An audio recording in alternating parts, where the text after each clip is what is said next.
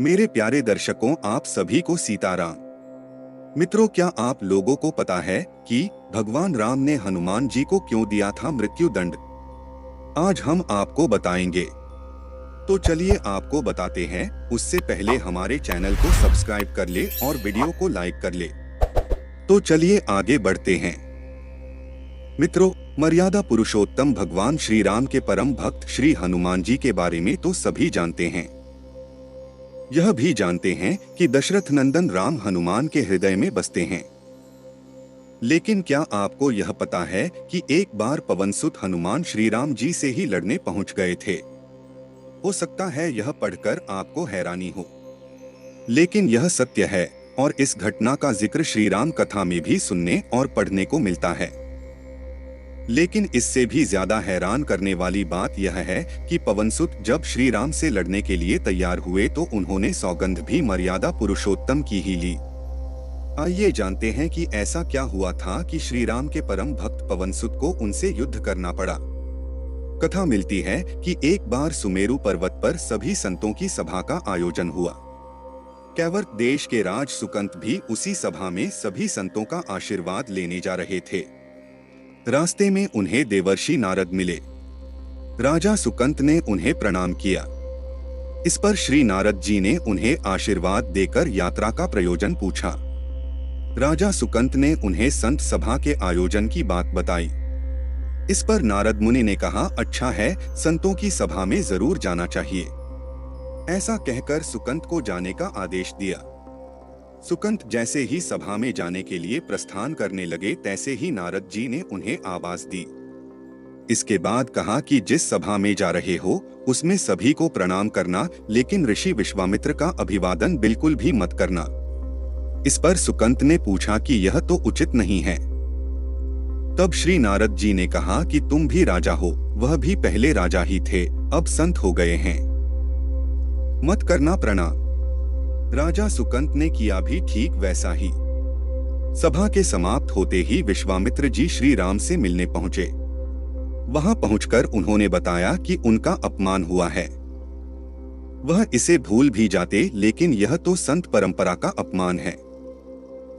राम जी ने पूछा, गुरु जी क्या हुआ? तब विश्वामित्र जी ने कहा कि मेरा अपमान हुआ है। राम जी ने पूछा, किसने किया है? तब विश्वामित्र जी ने पूछा कि जानकर करोगे भी क्या? इस पर श्री राम जी ने कहा कि गुरु जी, आपके चरणों की सौगंध लेकर प्रतिज्ञा करता हूँ, जो सिर आपके चरणों में नहीं झुका है उसे काट दिया जाएगा। कल सुबह मैं उसका वध करूंगा। श्री राम की इस सौगंध का जैसे ही राजा सुकंत को पता चला, वह नारद मुनि को ढूंढने लगे। काफी देर तक वह परेशान रहे, लेकिन नारद मुनि उन्हें मिल ही नहीं रहे थे। व्याकुल होकर जब वह रोने लगे, तब नारद जी प्रकट हुए। सुकंत ने हाथ जोड़कर उन्हें सारी बात कह सुनाई, साथ ही प्राण दान की विनती की। इस पर नारद जी ने उन्हें माता अंजनी की शरण में जाने की सलाह दी। यह भी कहा कि अगर उन्होंने तुम्हें बचाने का वचन दे दिया तो तुम जरूर बच जाओगे। लेकिन यह भी कहा कि वह किसी को यह नहीं बताएंगे कि नारद जी ने उन्हें यह सलाह दी है। राजा सुकंत के रोने की आवाज सुनकर माता अंजनी बाहर पहुंची। तब उन्होंने कहा कि माता, मुझे बचा लें, अन्यथा विश्वामित्र जी मुझे मार डालेंगे। इस पर माता अंजनी ने सुकंत को उसके प्राण बचाने का वचन दिया। उन्होंने कहा कि तुम शरण में हो, तुम्हें कोई नहीं मार सकता। इसके बाद राजा सुकंत को विश्राम करने के लिए कहा।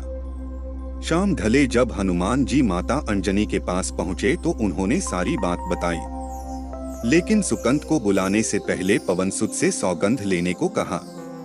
तब श्री हनुमान जी कहा कि वह श्री राम के चरणों की सौगंध लेते हैं कि वह सुकंत के प्राणों की रक्षा करेंगे। तब माता अंजनी ने राजा को बुलाया। हनुमान जी ने पूछा, कौन तुम्हें मारना चाहता है? तब सुकंत ने बताया कि श्री राम उन्हें मार डालेंगे। इतना सुनते ही माता अंजनी हैरान रह गईं। उन्होंने कहा कि तुमने तो विश्वामित्र जी का नाम लिया था। तब राजा ने कहा कि नहीं, वह तो मरवा डालना चाहते हैं, लेकिन मारेंगे तो राम ही। हनुमान जी ने राजा सुकंत को उनकी राजधानी में छोड़ा और श्री राम के दरबार में पहुंचे। वहां पहुंचकर उन्होंने राम जी से पूछा कि वह कहां जा रहे हैं। तब मर्यादा पुरुषोत्तम ने बताया कि वह राजा सुकंत का वध करने जा रहे हैं। तब हनुमान जी ने कहा, प्रभु उसे मत मारिए। राम जी ने कहा कि वह तो अपने गुरु की सौगंध ले चुके हैं, अब पीछे नहीं हट सकते। हनुमान जी ने कहा, प्रभु मैंने उसके प्राणों की रक्षा के लिए अपने इष्टदेव यानी कि आपकी सौगंध ली है। तब राम जी कहते हैं कि ठीक है, तुम अपना वचन निभाओ, मैं तो उसे मारूंगा। हनुमान जी राजा सुकंत को लेकर पर्वत पर पहुंचे और राम नाम का कीर्तन करने लगे। उधर राम जी राजा सुकंत को मारने के लिए उनकी राजधानी पहुंचे, लेकिन वह नहीं मिले तो वह उन्हें ढूंढते हुए पर्वत पर पहुंचे। वहां हनुमान राम मंत्र का जप कर रहे थे। राम जी को देखते ही सुकंत डर गए। उन्होंने कहा कि अब तो राम जी उसे मार ही डालेंगे। वह बार बार हनुमान जी पूछता कि बच जाएंगे हम।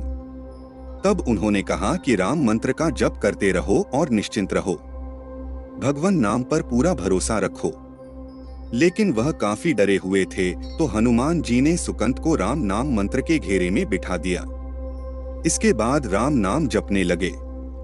राम जी ने राजा सुकंत को देखकर जब बाण चलाना शुरू किया तो वह राम नाम के मंत्र के आगे विफल हो जाते। राम जी हताश हो गए कि क्या करें। यह दृश्य देखकर श्री लक्ष्मण जी को लगा कि हनुमान जी भगवान राम को परेशान कर रहे हैं, तो उन्होंने स्वयं ही हनुमान जी पर बाण चला दिया। लेकिन यह क्या, उस बाण से पवनसुत के बजाय श्री राम मूर्छित हो गए। यह देखते ही लक्ष्मण जी दौड़ पड़े और देखते हैं कि बाण तो हनुमान जी पर चलाया था, लेकिन मूर्छित राम जी कैसे हो गए। तब उन्होंने देखा कि पवनसुत के हृदय में तो श्री राम बसते हैं। राम जी जैसे ही होश में आए वह हनुमान जी की ओर दौड़े। उन्होंने देखा कि उनकी छाती से रक्त बह रहा है। वह हनुमान जी का दर्द देख नहीं पा रहे थे। वह बार बार उनकी छाती पर हाथ रखते और आंखें बंद कर लेते।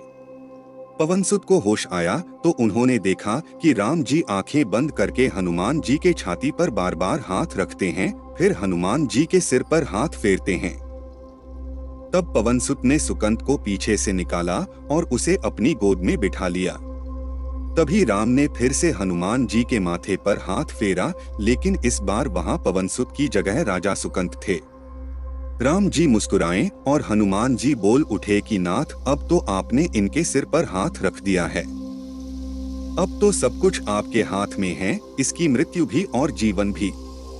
आप ही सुकंत के जीवन की रक्षा करें।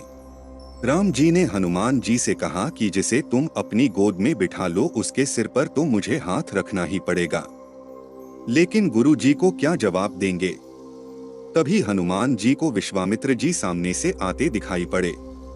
उन्होंने राजा सुकंत से कहा कि जाओ, तब प्रणाम नहीं किया तो क्या हुआ, अब कर लो। राजा ने दौड़कर विश्वामित्र जी का अभिवादन किया। वह भी प्रसन्न हो गए और बोले, राम इसे क्षमा कर दो। मैंने इसे क्षमा कर दिया क्योंकि संत का काम मिटाना नहीं बल्कि सुधारना होता है। यह भी सुधर गया है। उन्होंने सुकंत से पूछा कि संत का सम्मान न करने की सलाह तुम्हें किस कुसंग में मिली। राजा सुकंत विश्वामित्र जी से कुछ कहते कि इससे पहले नारद मुनि प्रकट हो गए। उन्होंने सारी घटना कह सुनाई। तब विश्वामित्र जी ने पूछा कि नारद, तुमने ऐसी सलाह क्यों दी। तब नारद जी ने कहा कि अक्सर ही लोग मुझसे पूछते थे कि राम बड़े या राम का नाम बड़ा, तो मैंने सोचा कि क्यों न कोई लीला हो जाए कि लोग अपने आप ही समझ लें कि भगवान से अधिक भगवान के नाम की महिमा है। तो प्यारे दर्शकों, आप सभी पर राम जी की कृपा बनी रहे।